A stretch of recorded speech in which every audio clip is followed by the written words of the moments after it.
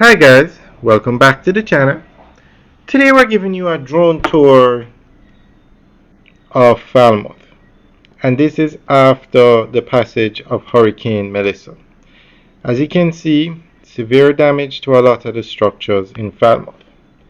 Now, as a result of this, Royal Caribbean has announced that their ships are not going to be coming to Jamaica for a while.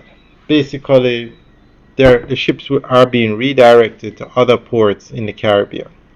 Now, the Falmouth cruise ship here is a major port in the Caribbean. It's the number one cruise ship terminal or port in Jamaica and the Caribbean, and it's among the best in the world.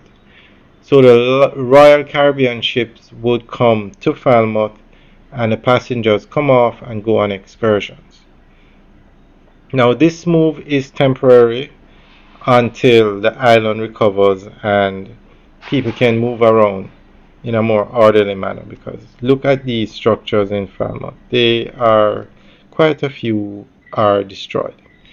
Now the port is open for commercial and relief shipments. It's not open to passenger traffic yet, but they are working to get it open. We're going to show you a picture of the port as we fly by.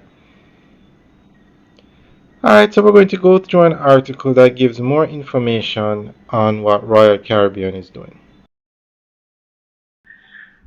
Hurricane Melissa delivered severe damage to parts of Jamaica's coastal infrastructure, and one noticeable consequence has been the temporary withdrawal of Royal Caribbean cruise ships from the island's ports. While Jamaica is one of the Caribbean's most recognized cruise destinations, particularly through Falmouth, Ochias, and Montego Bay, the storm disrupted the conditions needed for large passenger vessels to dock and safely move thousands of tourists through local facilities. As a result, Royal Caribbean has adjusted multiple itineraries, redirecting ships to other ports in the region until repairs and recovery efforts progress. The port of Falmouth has been especially affected. Although the structures themselves remained standing, the surrounding road networks, utilities, beaches, and visitor service areas suffered damage. Shore excursions, transportation services, and tourism vendors, all key components of the cruise enterprise, face disruptions. Cruise companies evaluate not only whether a port can receive a ship, but also whether the destination can deliver a full guest experience. In the current conditions, Royal Caribbean determined that bringing passengers ashore might lead to safety challenges, crowded logistics, or an underwhelming visitor experience, prompting the pause. This shift carries economic implications. Cruise tourism is a major income source for many Jamaican families who depend on daily visitor flows. Taxi and tour operators, craft vendors, small merchants, and hospitality workers are particularly affected.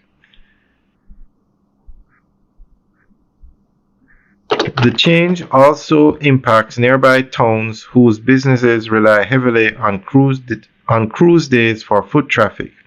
Even short-term reductions can strain livelihoods, especially in communities where tourism is the dominant economic activity.